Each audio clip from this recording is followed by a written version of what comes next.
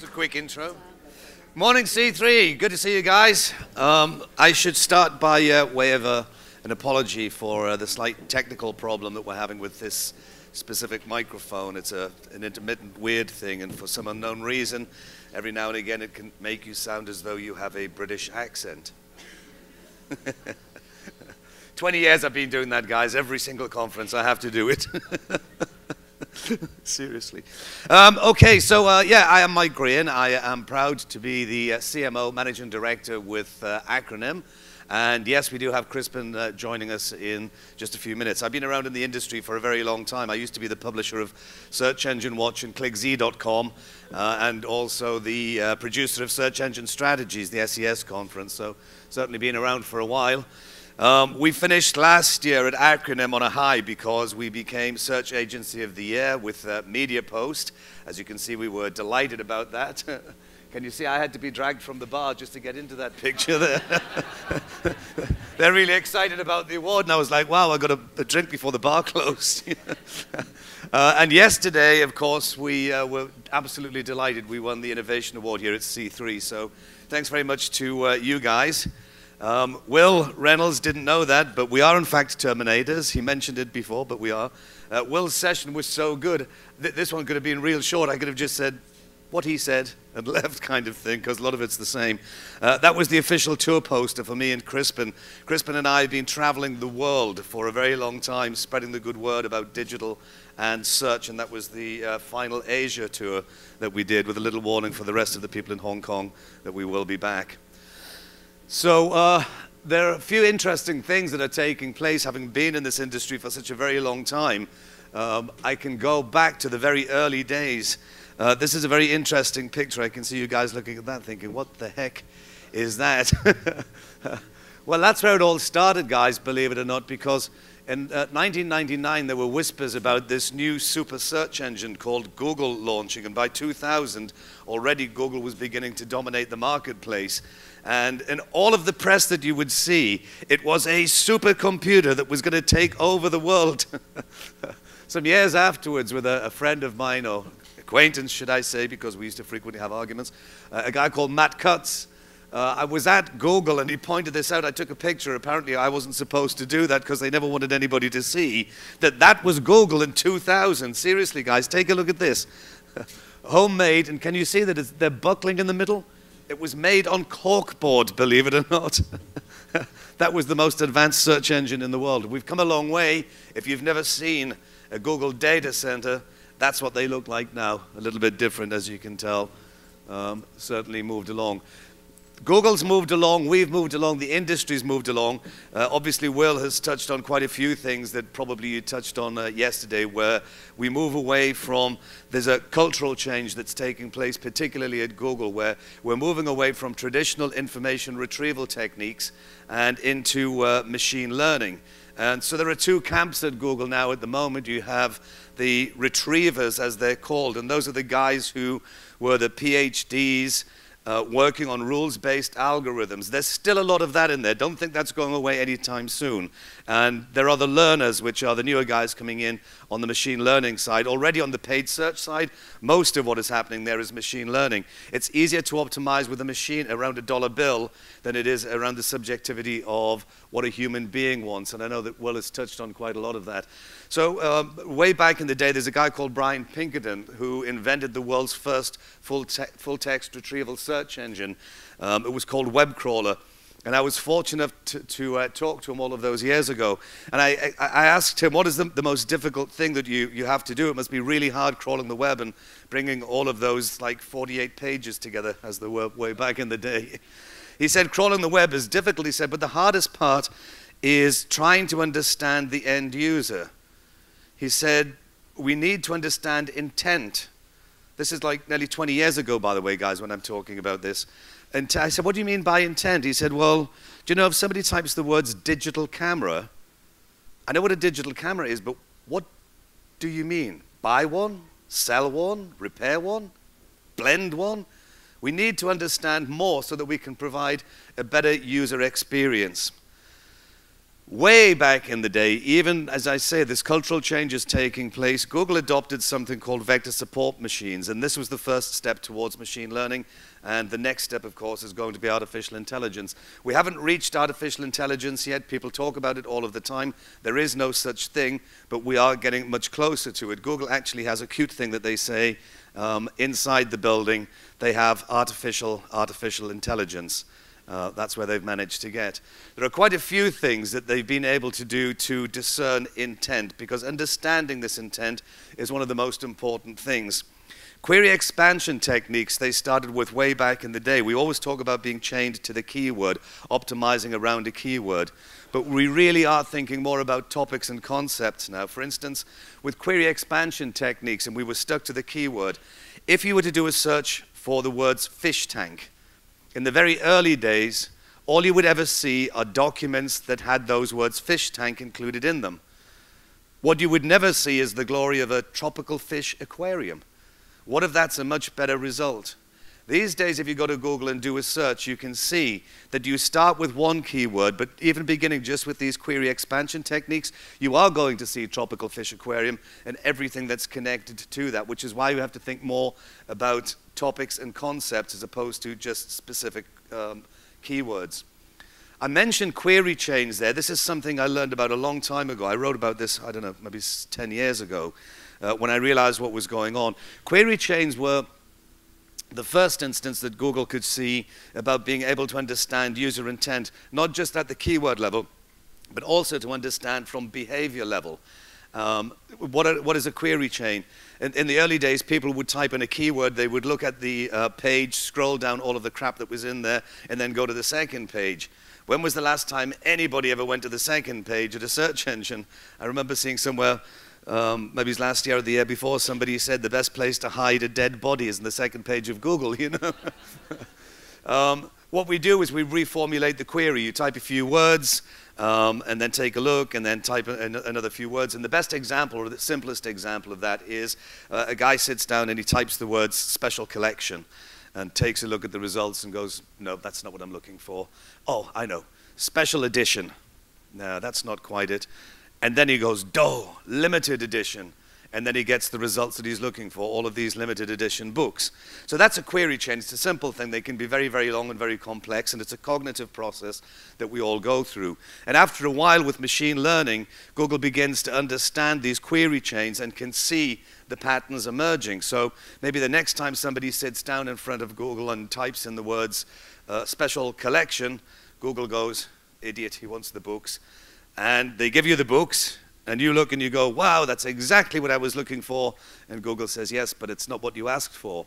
So there's a lot of stuff that's going on with Google now in terms of understanding intent that is there to provide a better user experience. And it's the experience that is so important now. We're talking about not just looking at a document that is relevant to a query, but a document or an experience that could be an image, it could be a video, it could be a web page that actually provides the right kind of experience in the moment. Understanding intent, as I say, I started talking to people about this many years ago. A scientist by the name of Andre Broder wrote this fantastic paper called A Taxonomy of Search, which is still very relevant. And he broke intent down into these three buckets, into informational, navigational, and transactional.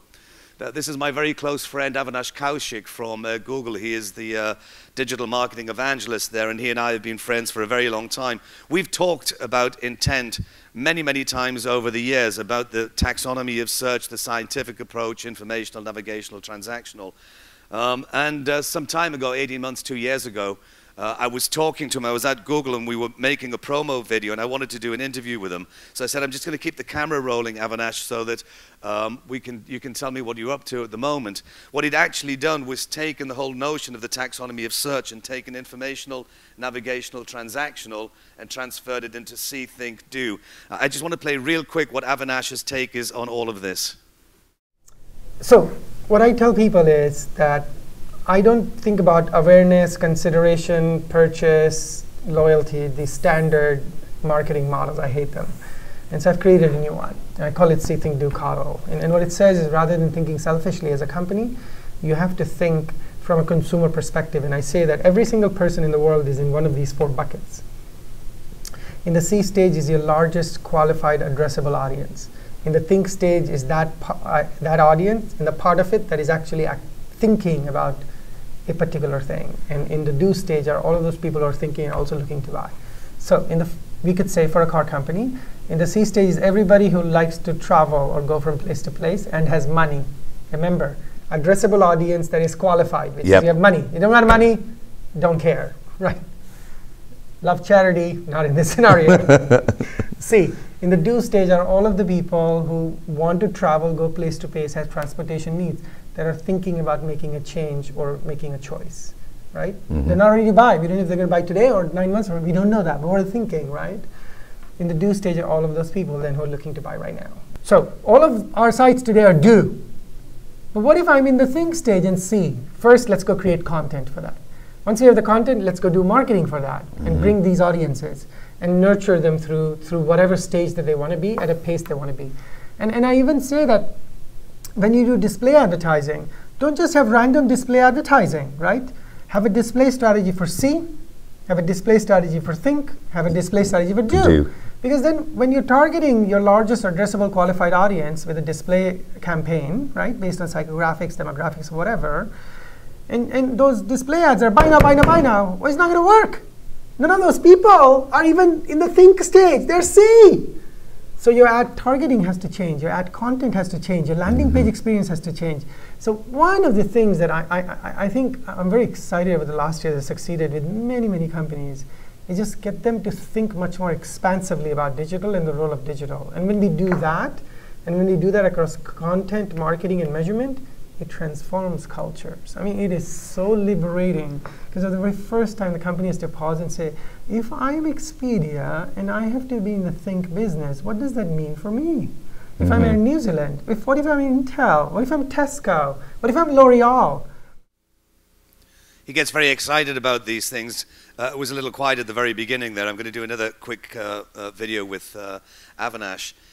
One of the things that he and I have talked about is trying to take models that belong to mass media offline and try to force them into online. What he was saying at the very beginning is models like ADA just don't work. You know, the ADA model is awareness, interest, desire, action. How many people have heard of that model before? Yeah. How many people actually use that model? Well, stop it. It doesn't work. It doesn't fit in digital. Actually, real quick, how many people actually know where that model came from? I think a lot of people think that that actually came from some guy who was like a marketing genius. It was a doorstep salesman who came up with the idea for that over 100 years ago. And the reason that he came up with it was because he was selling that was something that was so advanced that people just couldn't get their heads around it. And there was no mass media then. It was mainly press, a little bit of radio. Most of the people he was talking to couldn't read to begin with. And he was selling something called a cash register, believe it or not. So he had to go through the whole thing of explaining what it is, the whole awareness, you know, interest, blah, blah. How many people are going to go into a shoe store on Fifth Avenue today and say, I recently became aware of something called shoes? In fact, I've developed an interest in shoes. It's just not going to happen. Real quick, he'll explain a little bit better why some of those models just don't fit. I think one big thing that all of us in digital, over at our friends at Microsoft, our friends at Yahoo, AOL, Google, we suck, all of us together, is that we have not, all of us, have not made the case that we have something that is so valuable to marketers, which is we can discern intent through behavior. There you go. Right? Yeah. And it makes me mad that all of us, right? The Baidu people, Yandex, put all of us stupid people in this bucket, is that we have not shown and demonstrated to the big CEOs and agencies in the world that the ability to discern intent through behavior is a much better way to target or serve up an ad than psychographics, which is all, or demographics, is all you can do on TV. Yep. On TV, you got no behavior. Nothing. Even if you know that it's a 98-year-old woman at the other end, you have no idea if she wants an iPod or a wheelchair. Nothing. And what if a 98-year-old woman wants an iPod? You know what will happen? Nobody's going to target her. Because they're like, 98-year-old woman, her thing is wheelchairs. But you know what we can do? You and I and Yahoo and Baidu and Yandex and Microsoft and Google, we know that the wonderful old lady has been checking out things related to consumer electronics. Yep. And she's been doing this on various sites. And we can discern intent. I think we should make a case for that. It's like our strength. When you're on google.com, we know your intent. Strongly know your intent. When you're surfing around and reading content, consuming things, we have a slightly weaker sense of intent, but we have intent. But I do wish that we made a stronger case, all of us in digital, much more strongly, that using behavior to discern intent and then targeting advertising is a really great way to execute a see, think, and do strategy. It is stronger, it yields better results, and creates a much more delightful experience for the consumer. I'm kind of sad that we don't do enough of it. So that's really interesting that what we're actually talking about here is creating that content experience to be served at the right time and the right moment, not to keep landing people, as Will was talking about before, on these landing pages which are sell, sell, sell. That's all they're for. The see, think, do process is something that we all naturally go through. I've been working really closely with the Think with Google team. How many people subscribe to Think with Google? Really cool team over there. And we published this piece last year, which got a lot of reaction, and me talking about understanding intent and being able to develop content in the moment and micro moments. If you go over to Think with Google right now, they've got this really cool tool that I'm just going to skip through real quick for you. And yes, they do mention Ada in here. I'm going to speak to them about that. So what happens if you go to this tool? As you can see at the top end, you can choose a business, an industry. I've chosen business and industrial because Crispin's here today. I chose medium-sized business, and the channel is organic search. You can change this as you go along. And what Google is showing you at what stage people are being able to use these particular channels. So if you think about this, in this case here, they've broken it down to see, think, do, beginning, middle, end kind of thing. So if you skip through, you can see this is an organic search. This is how it looks with your generic paid search. This is how it looks with your brand paid search. Let's move on to social. That was really interesting to look at social, just to see how much of the conversation takes place around the think stage before they move on. Display, how does that look? And I even put email in there for that one. Go over there, choose your particular type of industry, business size, and then what you'll end up with is this. And this is really important. No, it's not a science, specific science in that sense, but it does show you how much of this content is being consumed much earlier on that path to purchase than towards the end of the path to purchase. It also means that you can talk to the guys at email and in social and in paid search and try and get yourselves all back onto the same page. So you've heard the expression before, you know, that's just the tip of the iceberg, and people say nobody knows what's under the tip of the iceberg. I just thought you'd like to see that. And it's there only for that reason. What I'd now like to do is bring up my great friend and colleague. Please say hi to Crispin Sheridan. Great. Thank you very much, Mike. Thank you. Live from New York. Are we live? I'm not sure. Good morning, everybody. And thanks, Mike. It's great to share the stage with you in our hometown of New York City. As Mike mentioned, we usually bumping into each other in Shanghai or Delhi or Singapore or somewhere else. So first off, a little introduction around myself. Crispin Sheridan. I am a 16-year veteran of New York. And if you think Mike has an accent, mine is actually from Brooklyn, but close enough. But I'm an 18-year veteran of SAP, and I'll tell you a little bit more about that on the next slide when I get to it. But we have our global marketing headquarters here in New York City, just down the street, the new Hudson Yards complex. If you want to come visit, the views from the 50th floor are stunning. Not quite as good as Mike's views, 65th floor of the Empire State Building. Across our 84,000 employees, you'd think for a very important topic like SEO, which drives for us 64% of our global web traffic that we would have an amazing amount of resources, right? Well, we have a team of 4. A couple of my colleagues on the team are here in the room with us today. If you bump into them, Sam and Elwin, feel free to talk to them. They're highly overworked, highly stressed, but they could do with a refreshing break today to talk to someone outside of the office. I also, of course, need a lot of extra support to get what we need to do done. And we do that through Mike and his team at Acronym. We've been working with them for 10 years. And Seth, we're now going to be working with you. We are a brand new Conductor client as of this year. So fun fact around budgeting. We heard yesterday a little bit about how to convince your boss to give you more money. I was able, miraculously, looking back on it, in 2003, to double my search budget, double, every year for 8 years in a row. That brought us to an 8-figure number, and that's when the board started to say, hang on, there's a large amount of money being spent over here. What are we getting for it? But mostly I was able to do that by convincing the CMO of one thing: search equals revenue. So a little bit about SAP. Who thinks it's the button on your TV that turns everything into Spanish? No. Because guess what? If people didn't search for that button and didn't click on my website, my conversion rates would go through the roof. If I could take those people away, I'd be really happy. Not going to happen. I'm getting a new TV soon, I hope. I think it still has the SAP button right there on it.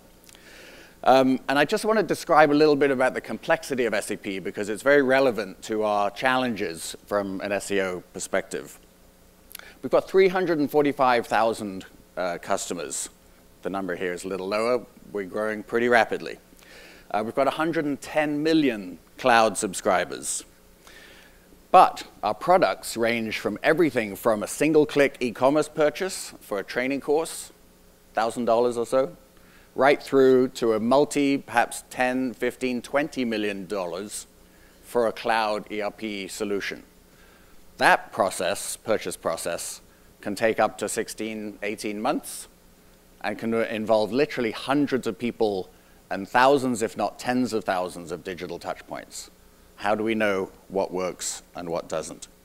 So our SEO challenges really are wide and deep. So a little bit about customers at SAP and how this relates to the concept that Mike talked about of brand affinity. In my view, there are really 2 types of brand affinity. The first is around your personal purpose. Does the brand you want to work with match your personal goals, your social, your commercial, and your philosophical goals in life? Does this brand really have an affinity with you? Secondly, from a personal interaction methodology, do you have affinity with this brand from the point of view of language? Do they speak my language? Do they understand my problems?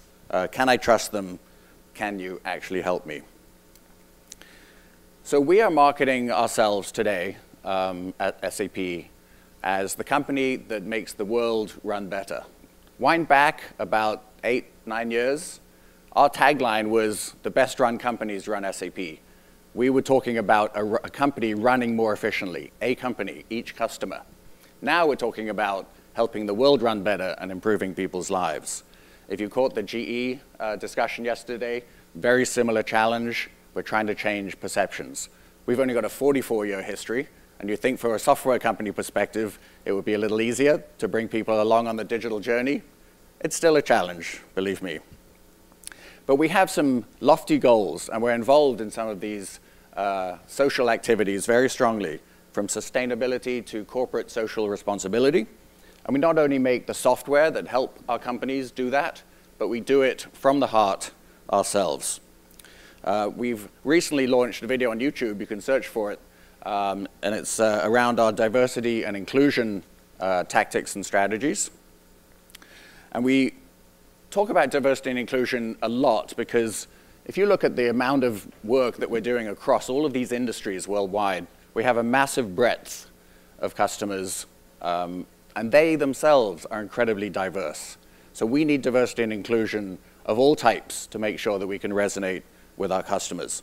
And that may be culture, race, ethnicity, age, sexual orientation, gender identity, unlike perhaps some people in government these days. Physical and mental ability. We've got a huge program hiring people with autism, and work-life balance, because everyone has a different situation, and we need to take account of that. Because in addition to some of these stats, our customers make 78% of the world's food, 82% of the world's medical devices, and up here, my favorite, 70% of the world's chocolate. Unfortunately, we don't have all of these things just sitting out at the office, like you might see at Google, free for everyone. But to put it in context, 76% of the world's transactional revenue flows through an SAP system. SAP systems stop working, we're all going to be pretty much walking around in the dark. So a quick story. A few years back, I was in a meeting, and there were some heated discussions going on, and someone said, wait, everybody, calm down. We're just selling software, we're not curing cancer. Well, wind forward to last year, our CEO, Bill McDermott, at Davos, sang on stage with Vice President then Biden, saying, we, SAP, are helping in the fight to tackle and cure cancer. So we've changed a lot, and we plan to do this significantly going forward. So let's bring that down to more practical levels in terms of what we all do as SEOs in our daily work. Last year, we had an increase in one of our metrics, online registrations from SEO, 34%. Pretty good, I would say, wouldn't you? Anyone want a 34% raise today? Yep, I think so. I think a 5% raise would be nice, right? And so here, we're talking about getting number 2 of brand affinity right. Do you talk my language? Can I resonate with what I'm seeing in search results and what I'm seeing in your content online? And in fact, a few years ago, we literally said to the marketing organization, stop helping sales sell. Everyone was like, oh my God, heresy. Isn't that what marketing is here for? And we said, oh, well, hang on, because we've got something better. Start helping buyers buy.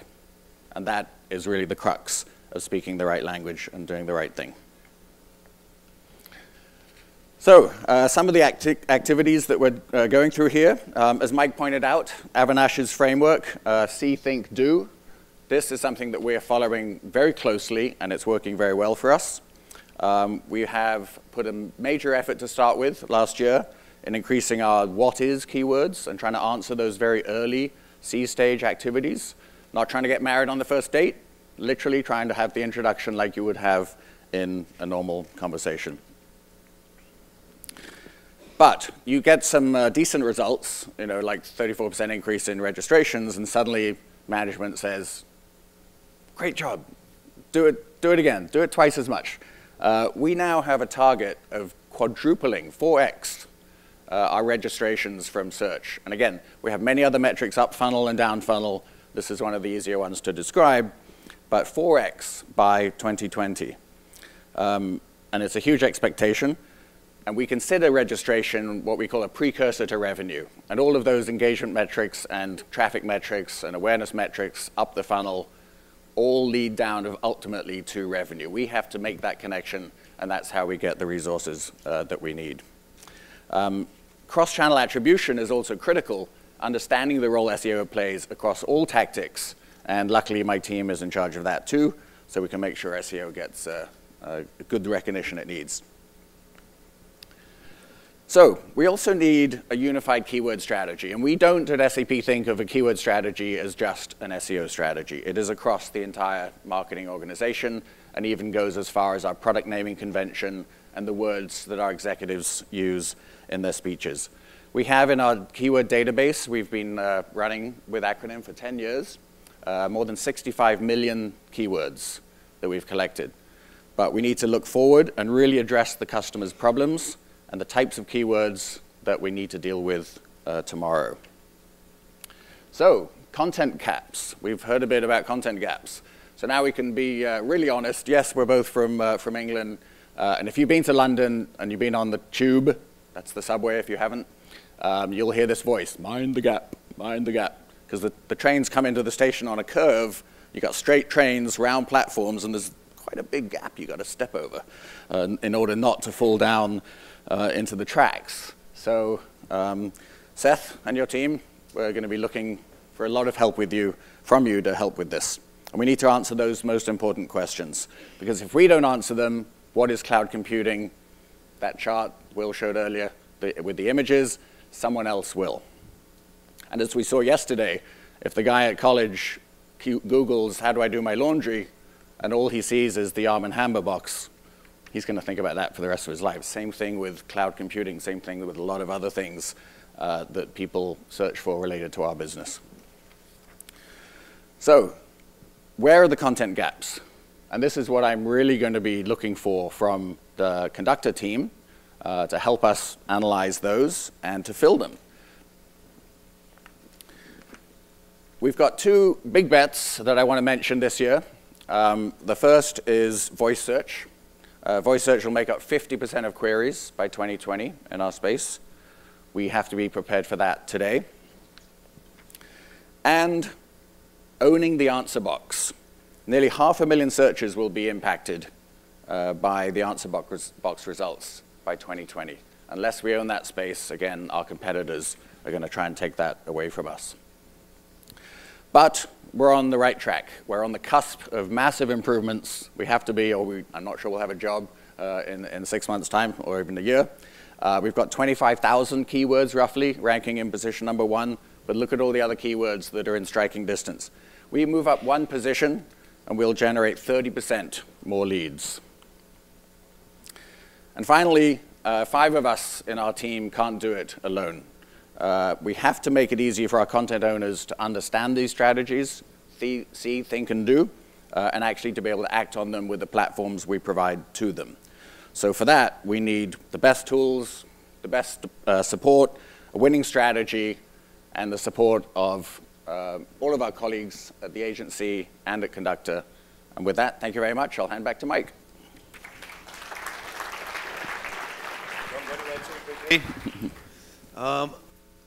Yeah, we've only got just like a minute left. The reason that I put this here is we had a conversation yesterday. It's about using these words, customer, consumer, shopper, using them interchangeably. They can be the same person. They can be 3 different people. I put Lego there for this simple reason. With Lego, the customer is a child. The shopper is actually a parent. So on that path to purchase, there's a lot of content that you can create and a lot of consideration that you have to make. This I put here specifically because it's about ranking and sorting, and Will mentioned some of that before, and because there's not enough time to tell you exactly what I explain about the difference between ranking and sorting, I'm just going to adopt a power pose like Will and say, later on, ask me, Mike, what the fuck was that about? There you go. I think we're going to change the way that we work from SEO to thinking a lot more about content and become content experience analysts in looking at all of these content experiences that we need to create across the path to purchase. I don't know how many people do journey mapping. It's very, very important these days to think about that. If you want some help with it, Charlene Lee, a friend of mine and also of Crispin's actually, has a brand new report which is based around this, stop selling and start helping. It's about the assist phase on the way through. If you haven't been to Heart of the Customer, try it again. They have a report there saying that some people do journey maps, but half of them are not successful, so there's some great information there to help you plan that out. And this Nielsen thing is a bit of an older one, but it really is a good one to look at to understand the difference between the consumer, between the shopper, and exactly what I was saying before. And I think with that, I don't know if there is or if there isn't. There may be time for questions, but if there isn't, thank you very much for your time and attention, guys.